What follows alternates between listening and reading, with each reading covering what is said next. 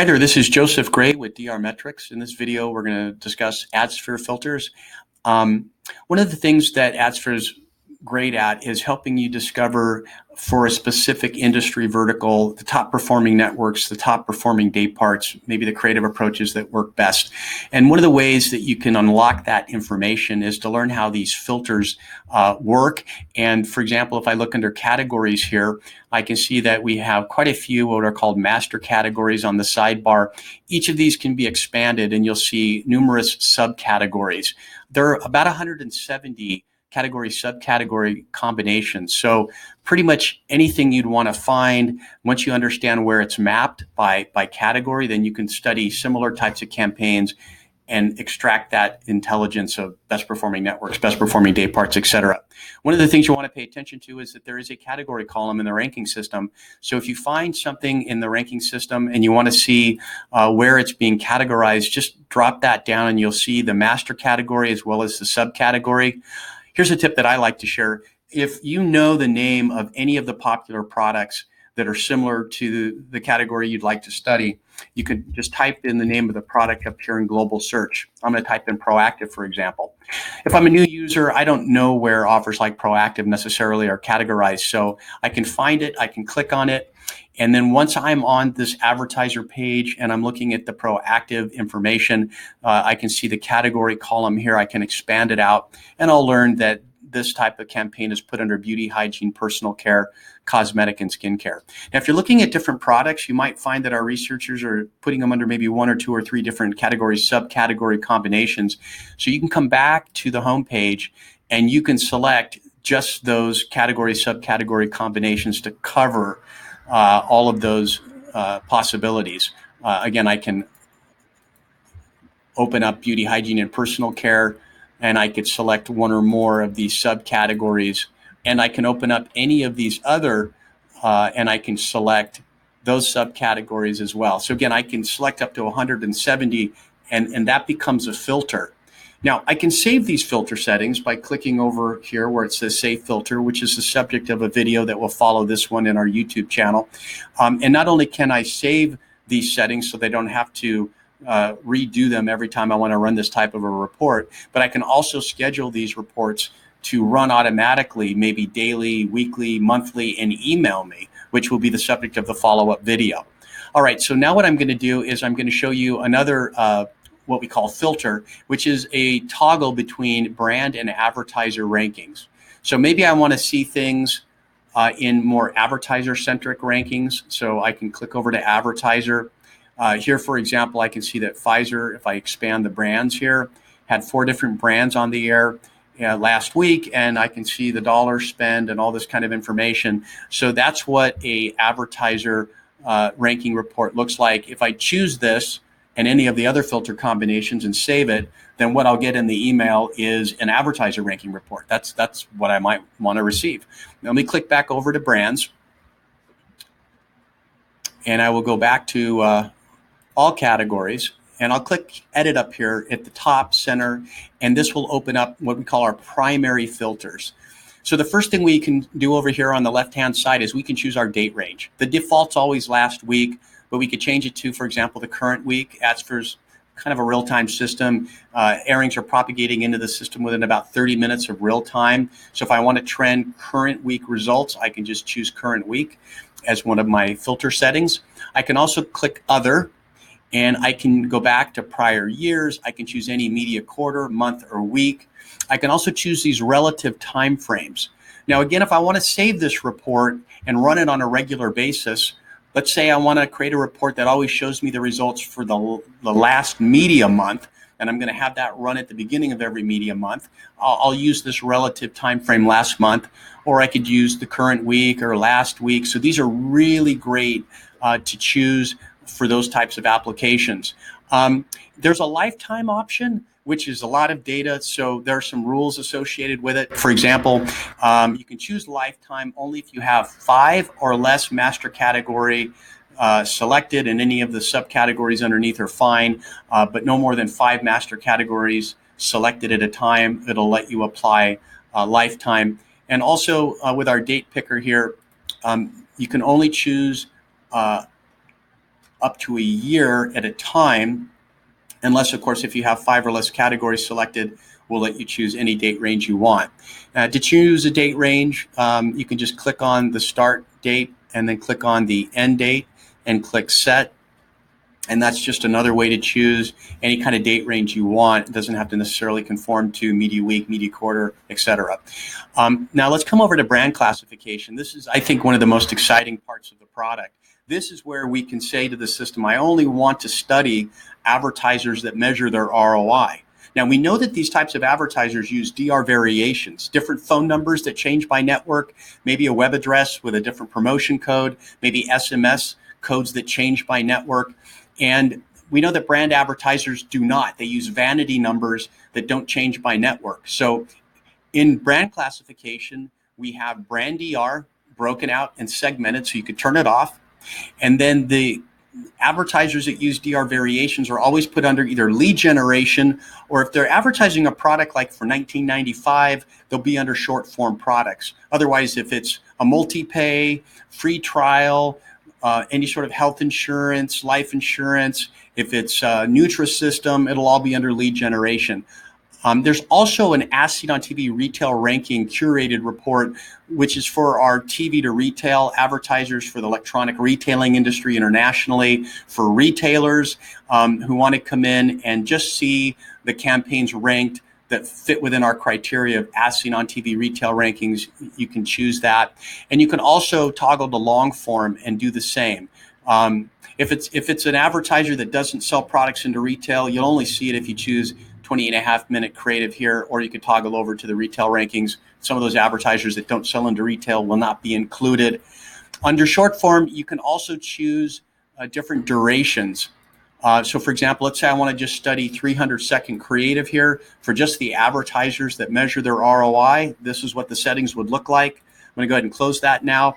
I can also jump over to creative section here, and I can say I only want to see creatives that are in English language or Spanish language only, or both under all.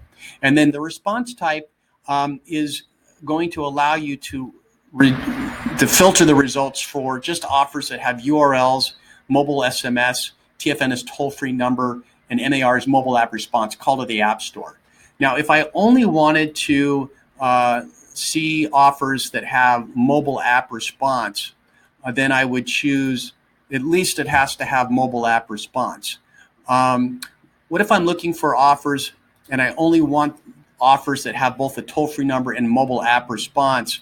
I could say only offers that have toll-free number and mobile app response, or at least they have this, but they could also have SMS and URL. Hopefully that gives you a sense of how the logic there works. The default is all of these are selected with at least. At this point, after I've made all of those filter settings, I can click apply. The reports run in real time. And since I chose 300 seconds here, I'm only going to see those brands listed that during that time frame that we chose had 300-second creatives on the air. In the case of LifeLock, they had 4 different 300-second creatives on the air. I'm only seeing the spend for those 300-second creatives. And so the report's dynamic. With all of these filter settings working in combination, you can create all kinds of very interesting reports. Let me show you something else here. Sorry. I'm going to show you this network dropdown. Now, this is considered a secondary filter.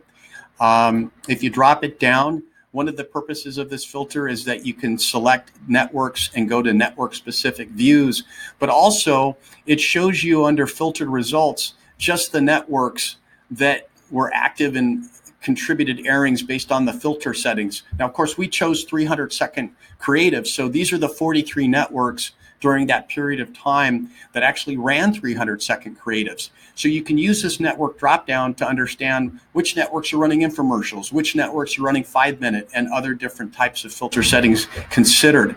I'm going to go ahead and cancel this for a second. I'm going to go back up here, and I'm going to remove that 300-second filter, grab all the different creatives. I'm going to still leave just short form products and lead generation selected. I'm going to click apply again. And we're going to talk about how you can get to a network-specific ranking report. So I'm going to open this up.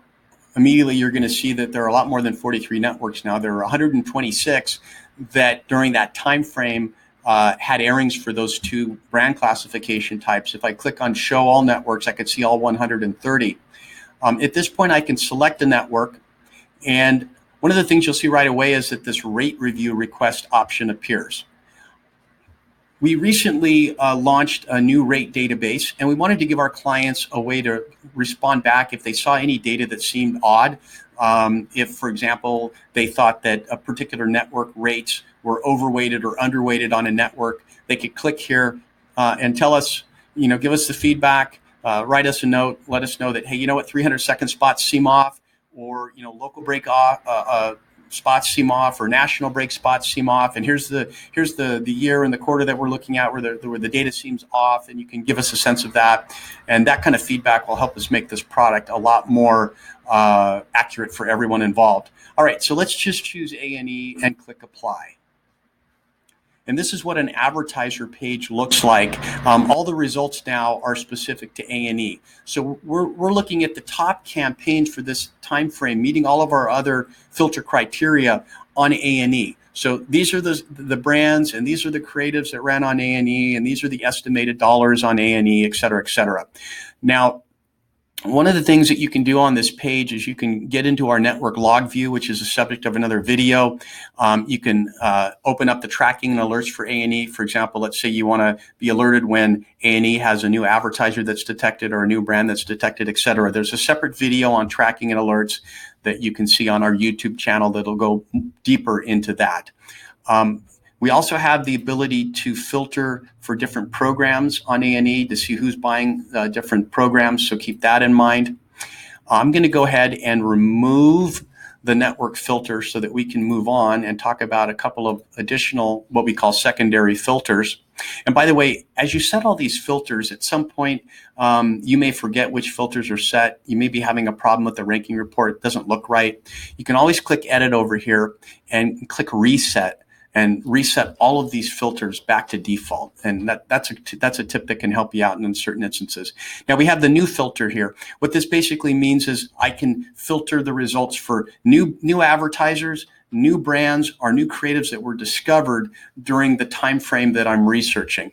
Now I'm on brand rankings here, so it's only going to allow me to filter for new brands or new creatives. If I switch to advertiser rankings, I'll also be able to choose new advertisers in the view. Let me just choose new brands. I'm going to click apply. We're going to see brands that were new during the time frame that we're studying, and we could see the creatives of those brands, etc. Now, if I come up here and I change it to new creatives, then I'm going to get any brand that had a new creative that was launched during that time frame. And I'm going to be able to drill down and just see those new creatives only. And we're ranking by the spend of only the new creatives. So lots of different options here. And remember, again, all these filters work together with one another to allow you to create some pretty specialized reports. All right, there's a couple other sub-filters here.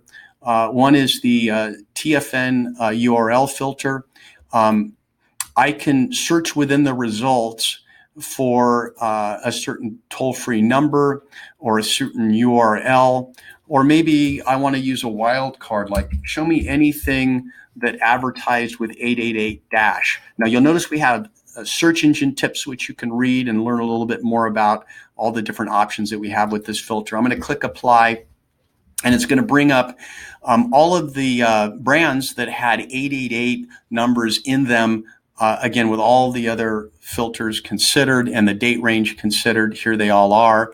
And if I click on the report over here, I can drill into a specific brand. I can see the network, date, time, break type, phone number, program name. Here I can play back possibly the creative, and here I can click on the thumbnail view. So whenever we capture a airing on television, we take a picture of the call to action sequence, which becomes this view feature here. And here we're seeing all kinds of cool data that exist within that thumbnail view. And you can see, by the way, let me open that up again. You could see this was the image captured from the actual airing, and it shows the network and the date time. That happens to be this particular airing. And if I click the play button, I can play that airing as well in some cases. I can click Excel here and get an output of all of this information. So this is a pretty interesting filter. If we're looking at data that goes back more than 30 days, we have this active and all filter, and it corresponds with these little green and or red status icons. If I click inactive, I'm only going to see the brands that were that have not had airings in the most recent 30 days. If I click active, I'm going to see everything that's currently active. Now, I still have this TFN URL applied, so I'm going to reset that, and that'll change the whole report. And again, sometimes we forget we have these different filters set, and it's good to go back and click the reset button. I hope you'll stay tuned and watch the next video. Oh, don't let me forget, the search brand is considered a secondary filter.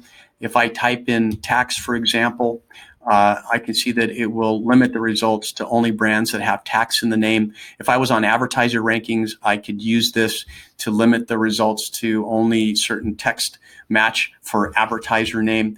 And all of this, again, can be saved as a filter, which will be in our next video. Thanks for watching.